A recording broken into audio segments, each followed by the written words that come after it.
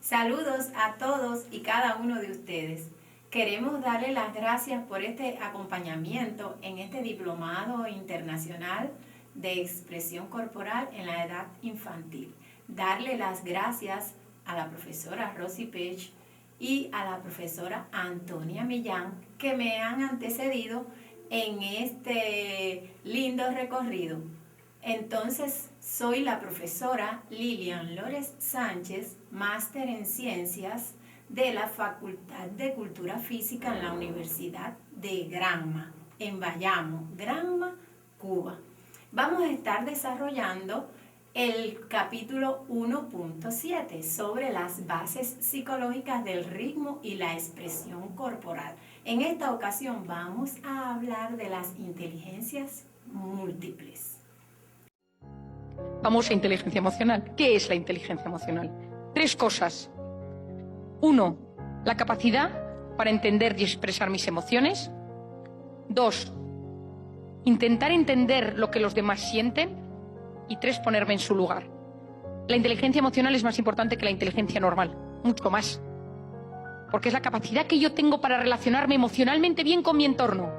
Si mi padre es una persona muy fría, que no sabe ser cariñoso, le falta inteligencia emocional. Eso se llama alexitimia, que es la incapacidad de expresar mis emociones.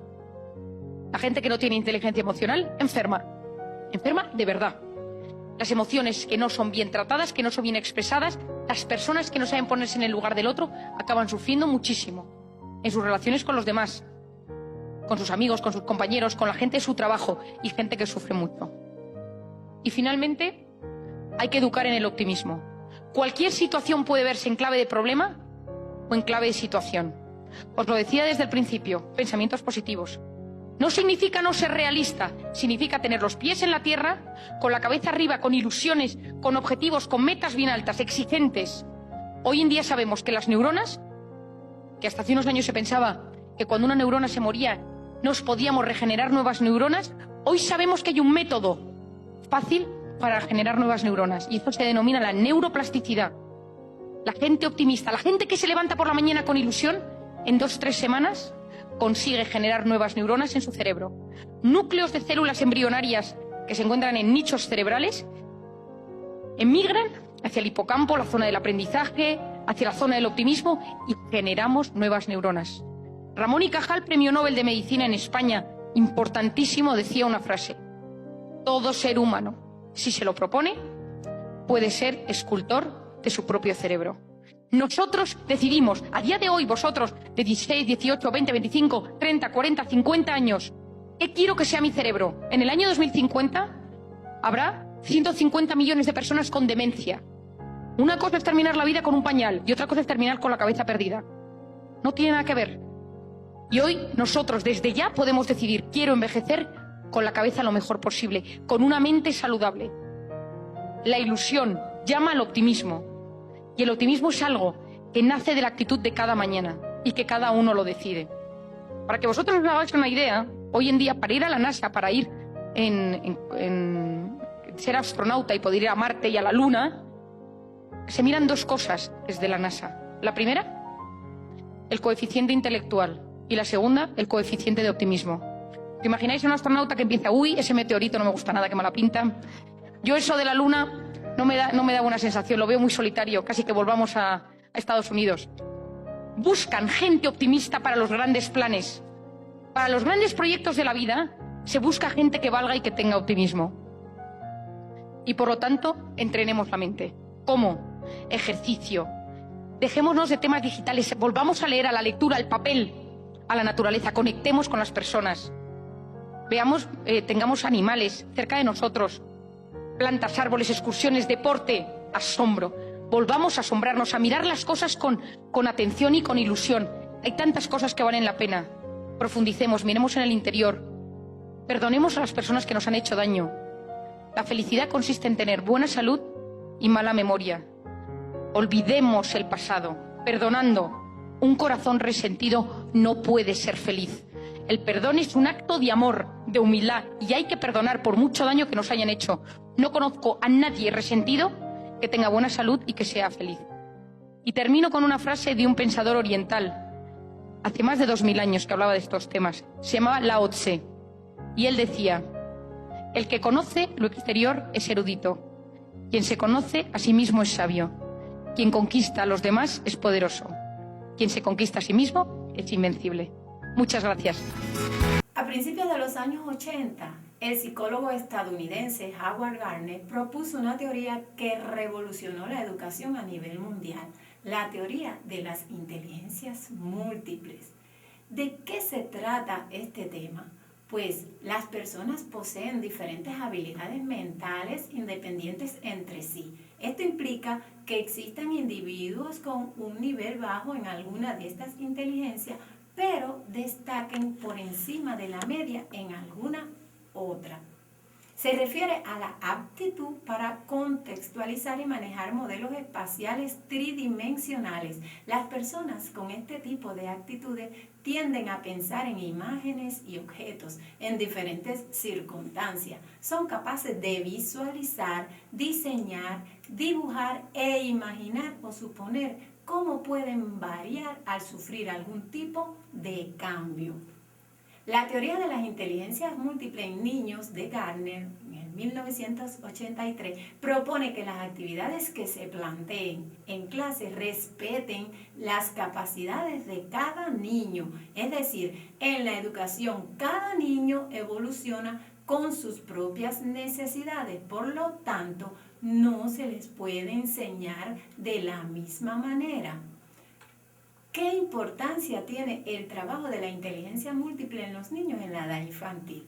Pues muchachos, las inteligencias múltiples en la educación reconocen diferentes estrategias y formas de aprendizaje.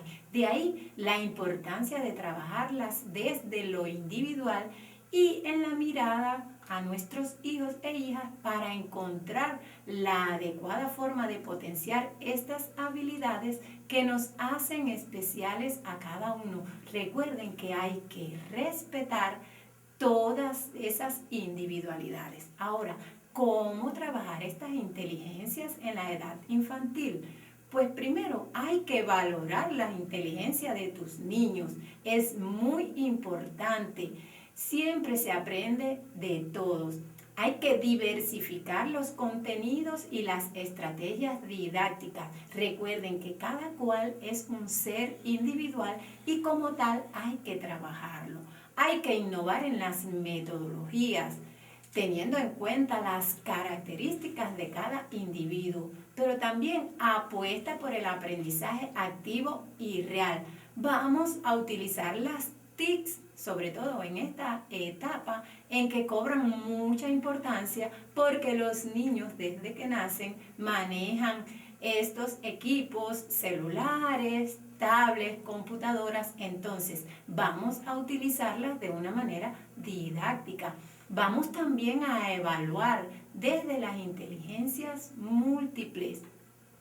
Ahora, ¿cuál es la clasificación de estas inteligencias? Según Gardner, existen 8 tipos de inteligencia. La inteligencia lógico-matemática, que es muy importante, y que las personas que tienen esta inteligencia tienen una capacidad increíble para determinada área, buscar espacios, acomodar las cosas, y esto hay que potenciarlo en los niños. También está la inteligencia lingüística, que esta es la parte de las lenguas, que hay niños que pueden dominar varios idiomas a la vez. Y como ya se ha dicho en muchas investigaciones, desde pequeño podemos utilizar esta inteligencia lingüística. Está la inteligencia espacial, muy importante en nuestra actividad deportiva y sobre todo en los deportes de arte competitivo, como la gimnasia, la rítmica, la gimnasia artística, la gimnasia musical aerobia, y que se comienzan a trabajar desde edades muy tempranas. Está la inteligencia musical, que la profesora Antonia explicó acerca de la música, de la danza, y esta inteligencia es muy importante y el individuo expresa sentimientos, emociones, pero también está la inteligencia kinestésico-corporal, que es el dominio del cuerpo, como decía ella en sus conferencias anteriores. Está la inteligencia intrapersonal, que es la que usted posee, pero está también la interpersonal, que es la que realizamos con otras personas, y está la inteligencia naturalista. Y aquí hay que enfatizar en que desde edades tempranas tenemos que ayudar, tenemos que guiar a los niños en el cuidado de la naturaleza. Hay muchos ejemplos desde la actividad física en estas inteligencias. Por ejemplo, en la inteligencia lógico-matemática están los juegos de estrategia, como el ajedrez. En la inteligencia lingüística están los juegos de palabra. Por ejemplo, el juego de la fruta, que aquí en nuestro país, en Cuba, es muy gustado por los niños. Está la inteligencia espacial, que son los juegos de estructuración espacio-tiempo. Por ejemplo, muévete a tu ritmo. Está la inteligencia musical, que son los cantos motores. Por ejemplo, el juego de la casita de Martí. Está la inteligencia kinestésico-corporal con los juegos que pueden desarrollarla. Ejemplo, el juego sigue el movimiento de tu cuerpo, muy relacionado con este tema del diplomado. La inteligencia interpersonal, los juegos cooperativos, el juego de los 10 pases en el fútbol. Está la inteligencia intrapersonal, que son los juegos de imagen corporal, por ejemplo, el juego del espejo. Y la inteligencia naturalista, que están los juegos al aire libre, como por ejemplo el juego del tesoro escondido. En la actividad física, las inteligencias múltiples, especialmente en la edad infantil, permiten el desarrollo de los procesos de la comunicación, favorecen el pensamiento estratégico, la adaptación a un espacio, ritmo, expresión de los sentimientos y las emociones, dan la posibilidad al niño de conocerse a sí mismo, por consiguiente dar valor al medio o entorno en el que vivimos, y esto se puede lograr a través de los juegos motrices. No olvidemos que la actividad fundamental en los niños es el juego, por tanto debemos aprovecharlos. Ahora vamos a darle algunos consejos para estimular la inteligencia de nuestros hijos. Vamos a asegurarnos de que tenga una dieta sana. Es muy importante desde edades tempranas ir educando en ese sentido para evitar la obesidad y sus consecuentes enfermedades que van desarrollando con ella. Cerciórate de que duerma lo suficiente. Es muy importante el horario del sueño, y no solamente de los niños, sino también de los adultos. Usted duerme bien y al otro día amanece bien, pero usted duerme mal y al otro día amanece somnoliento, hasta de mal humor, no rinde. Por tanto, hay que asegurarse de que el sueño tenga una calidad extrema. Vamos a ayudar a nuestros niños a romper la rutina. Cada fin de semana podemos hacer esto con ellos, salir a espacios recreativos, a estar en contacto con la naturaleza, a visitar museos, galerías. Es muy importante para ellos darle aliento para que desarrolle sus pasiones, los sentimientos. Estimúlalo para que aprenda un nuevo idioma. Ya habíamos hablado de esta parte. Ofrécele las herramientas para la práctica de actividad física, deportes, juegos y otros. Motiva su interés por los rompecabezas, que son tan divertidos. Ahora, ¿quién hereda la inteligencia a los hijos? Todos heredamos diferentes características de nuestro padre y otras de nuestra madre, pero estudios recientes refieren específicamente el origen de la inteligencia viene de la madre. Ella es quien transmite los genes relacionados con el coeficiente intelectual. Aquí le presentamos alguna bibliografía que ustedes van a apoyarse en ella para ir desarrollando su ensayo, que es como resultado del examen final de todos estos encuentros. Regresamos enseguida. Gracias.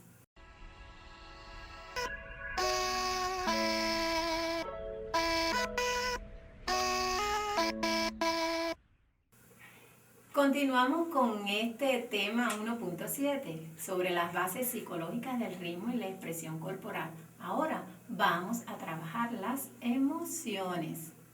Paul Ekman, psicólogo estadounidense pionero en el estudio de las emociones y su expresión facial, asume al respecto una perspectiva evolutiva, en el sentido de que el desarrollo temporal de los rasgos y estados del ser humano es el fundamento de sus investigaciones, considerado uno de los 100 psicólogos más destacados del siglo XX. ¿Qué son las emociones en la edad infantil?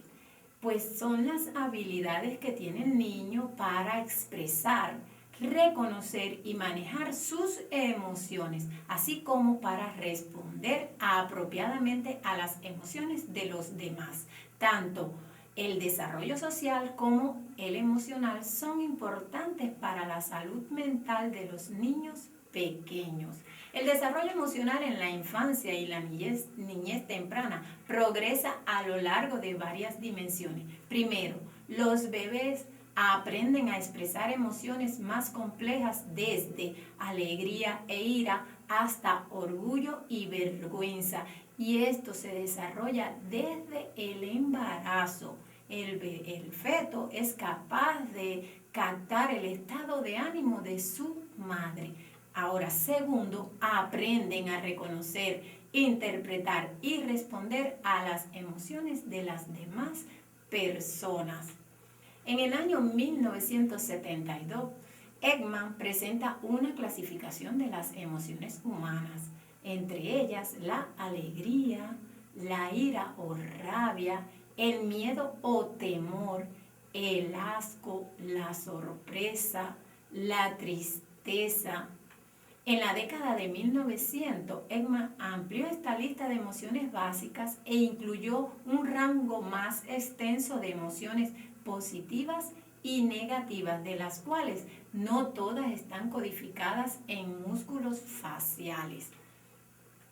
Por ejemplo, el alivio, el bochorno, la complacencia o contento, la culpa, la diversión, el desprecio o desdén y la vergüenza. Todas ellas sumadas al entusiasmo o excitación, a la felicidad, al orgullo o la soberbia, al placer sensorial, la repugnancia, repulsa, asco o la satisfacción. ¿Qué influencia tiene la actividad física en la edad infantil? Estas emociones.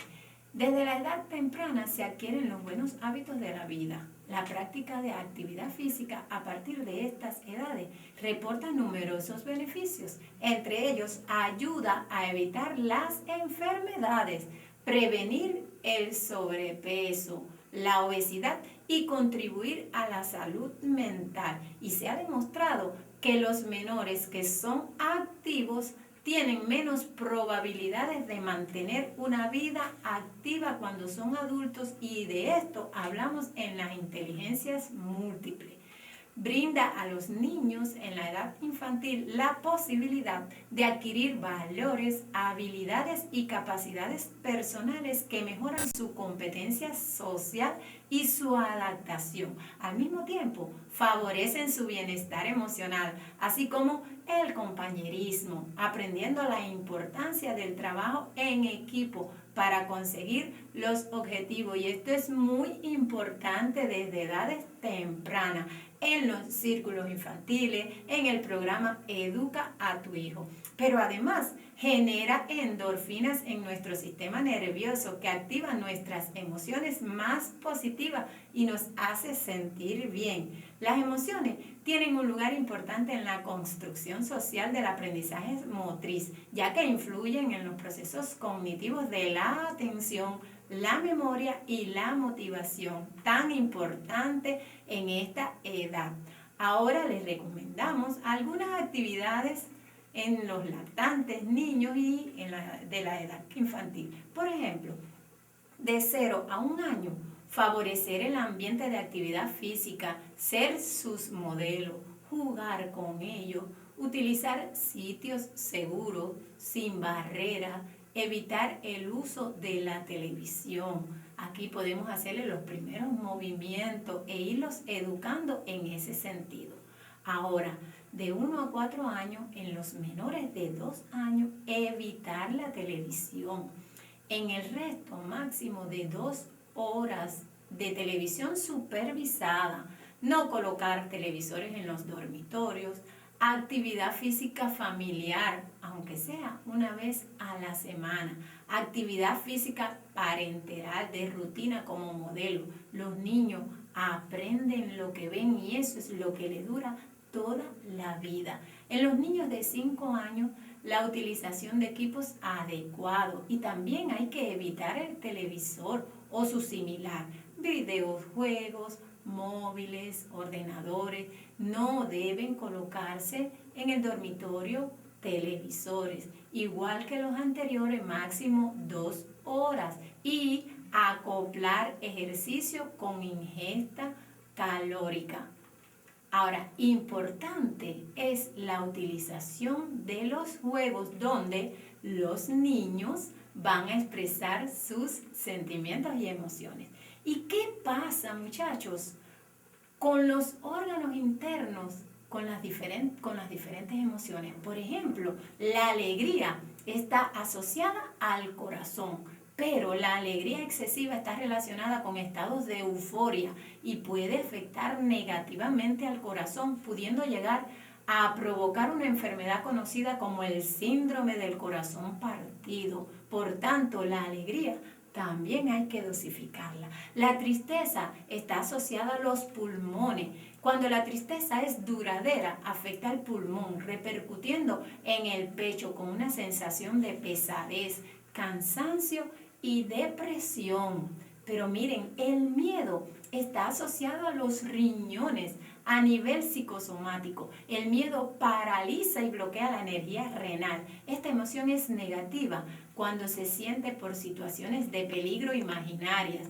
De forma prolongada afecta directamente a la boca del estómago. Se manifiesta con deficiencias renales, ansiedad, insomnio, sudor espontáneo y sequedad bucal. Por tanto, hay que cuidar de las emociones y hay que cuidarlas desde la edad temprana. La ira está asociada al hígado. La rabia hace subir la bilis. Los síntomas más comunes son sabor amargo en la boca, ojos enrojecidos o amarillentos, cara y cuello sonrojados y dolores de cabeza. La preocupación o la reflexión está asociada al vaso y al páncreas.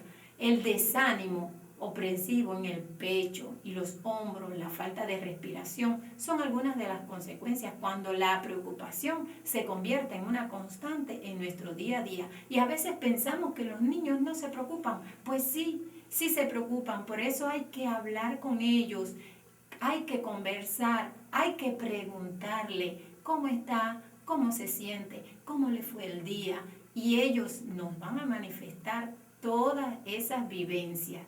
Y hay que considerar que la relación que existe entre la emoción y el órgano correspondiente debe ser interpretada y, como ya decía, prestando atención a otros factores externos que pueden ser una mala alimentación, un descanso inadecuado y la falta de ejercicio que ya hemos estado hablando en esta conferencia. Aquí le dejamos algunas bibliografías para que se apoyen en la elaboración del ensayo, que es el producto final evaluativo de todos estos encuentros. Muchas gracias, hacemos una pausa y regresamos enseguida.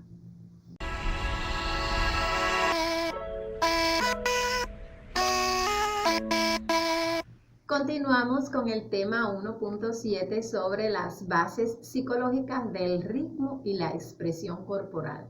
En esta ocasión vamos a trabajar la personalidad. Gordon Willard Allport, 1897-1967, es considerado el padre de la teoría psicológica de la personalidad. Comenzó su actividad profesional realizando tareas sociales con el objetivo de fomentar el carácter y la virtud.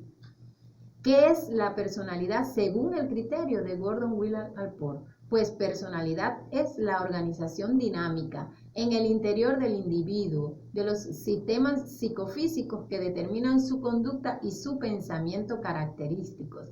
Esta definición indica que la personalidad es de naturaleza cambiante, organización dinámica, que es de algo interno, no de apariencia externa. ¿Cómo se llama la teoría de Gordon Allport? Pues se llama la teoría de los rasgos de la personalidad. ¿Qué es la personalidad? Es el conjunto de características que definen a una persona, es decir, los pensamientos, sentimientos, actitudes y hábitos y la conducta de cada individuo que de manera muy particular hacen que las personas sean diferentes a las demás. ¿Qué es entonces la personalidad infantil? Es el conjunto de cualidades psicológicas y físicas de cada niño y el modo que tienen de reaccionar ante el ambiente. ¿Qué factores influyen en la formación de la personalidad del niño?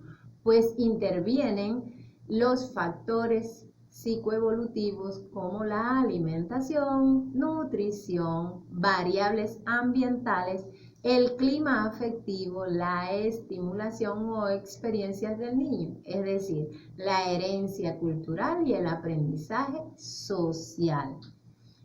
Hay algunos rasgos que definen la personalidad en los niños, entre ellos el nivel de distracción. Una característica que marca la personalidad de un niño es precisamente el grado de distracción, la reacción, la capacidad de adaptación, la actividad que realiza, la regularidad, el tipo de humor. Estos rasgos dan lugar a los diferentes tipos de carácter de un niño: hiperactivo, colérico, sobreprotegido y pasivo. Ahora, ¿cuáles son las teorías de la personalidad? Está la psicoanalítica, las conductistas, cognitivas, humanistas, biopsicológicas, la teoría de la evolución. Debemos tener en cuenta los trastornos de personalidad que, aunque sus causas se desconocen, se cree que los factores genéticos y ambientales están relacionados con su desarrollo. Se trabajan generalmente estos trastornos a través de los siguientes tipos. Trastorno de la personalidad antisocial, por evitación, límite de la personalidad, personalidad dependiente, trastorno histriónico de la personalidad, narcisista, obsesivo-compulsiva, paranoica, esquizoide de la personalidad y personalidad esquizotípica. ¿Cómo podemos fomentar el desarrollo de la personalidad en la edad infantil? Pues vamos a aportarle una opinión positiva sobre sí mismo, que propicie interpretaciones y emociones positivas sobre las que sustentar su autoconcepto. Ayude a su niño a definirse. Proporciona un ambiente donde el niño se perciba querido y se sienta cómodo para expresar su yo. Favorece un autoconcepto adecuado y el desarrollo de una sana autoestima. Valórale y enséñale a valorarse a sí mismo. Deja que haga cosas por sí mismo, que experimente, que sea. El desarrollo de la autonomía es otro aspecto crucial para el desarrollo de la identidad. Pregúntale siempre qué es lo que quiere, qué es lo que le gusta y procura no decidir por ellos. No limites su identidad, déjales ser, evita etiquetas y clasificaciones. ¿Cómo contribuye la actividad física en el desarrollo de la personalidad? Pues la actividad física tiene efectos positivos en la formación de la personalidad, ya que favorece el desarrollo de las capacidades motoras básicas que resultan esenciales para realizar diferentes actividades propias de la vida en sociedad. Además, desarrolla habilidades básicas para la práctica del deporte de rendimiento. Hay algunas actividades que podemos realizar en casa para evitar el aburrimiento de los pequeños en esta edad infantil. Por ejemplo, los juegos de roles, juegos de mesa, pintar con acuarela, jugar con plastilina, hacer experimentos, juguetes con objetos reciclados, buscar un tesoro, jugar a las escondidas. Todas estas actividades las podemos realizar con nuestros pequeños. Aquí le dejamos la bibliografía en la que ustedes se van a apoyar para la elaboración del ensayo, que es el producto final de estas conferencias. Muchas gracias.